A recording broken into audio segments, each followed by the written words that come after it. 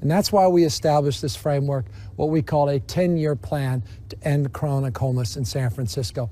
Now, a lot of people across this country have adopted similar plans, but we're very proud of our plan, the robust nature of the plan, and the leadership of Angela Alioto and others on our plan that we think have done an outstanding job in a very short period of time. Now we can reflect on the fact that Project Homeless Connect is availed itself in 221 cities. This has truly become a national model. The issue of poverty in all of its forms and manifestations, but particularly homeless. 12,029 human beings since January 2004 we've assisted off the streets and out of our shelter system. Thousands into permanent supportive housing, the biggest housing expansion in our city's history of supportive housing.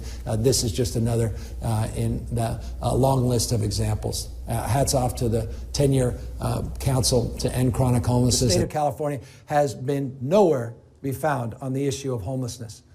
And it is not surprising the state has more people living on the streets and sidewalks, chronically single adults, than any other state in the nation. And not just, again, by scope and scale, the size of our state, disproportionate number of people, because we haven't done enough. Camouflage the most pernicious crisis, though, in our midst. And that's the ultimate manifestation of poverty, homelessness. And that's why I'm devoting today's remark to this crisis.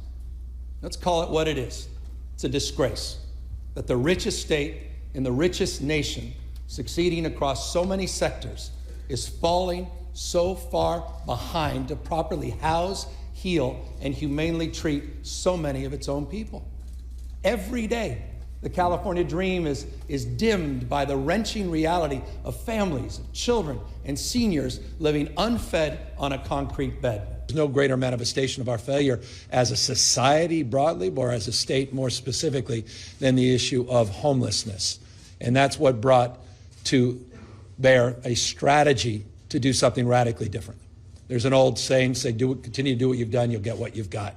We recognized a year plus ago that we needed to do things radically differently. And that's when we birthed an idea, Project Room Key and Home Key. And the two elected officials you just heard from used a similar phrase, game changer. No compassion stepping over people in the streets and sidewalks. There's no compassion in reading about someone losing their life under 280 in an encampment. There's no compassion in that. I mean, we could hold hands, have a candlelight vigil, talk about the way the world should be, or we could take some damn responsibility to implement our ideals. And that's what we're doing differently here. And that's what we're advancing differently here today. Let's see results. We'll fund success, not failure. I want to see results. You asked for money for encampments. We took $50 million, made it $750 million, keeping it in the budget. Let's see results. I mean, I've been listening to that rhetoric my entire life. Well, we can't do anything until we have more on go. I get it. They're not wrong, but they're not right either. Let's do our job. This homeless crisis is out of control. People that criticize it are right. And I am just, on behalf of the taxpayers of the state, in the spirit of Ashley's question, I'm not interested. I'm just not, as a taxpayer, not just governor, I'm not interested in funding failure anymore. I'm not. I won't. Time to do your job. People are dying on their watch. How do people get reelected? Look at these encampments. They're a disgrace. They've been there years and years and years and years. I've heard that same rhetoric for years. People are dying. They need to step up.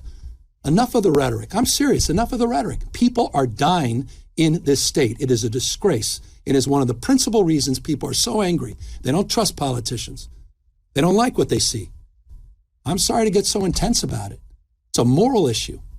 They need to do their job. And if they can't do it, let me know. Just say, we give up. The governor's incompetent. You know, Gavin, I know Gavin very well. He's an incompetent guy with a good line of bullshit. And he doesn't get the job done.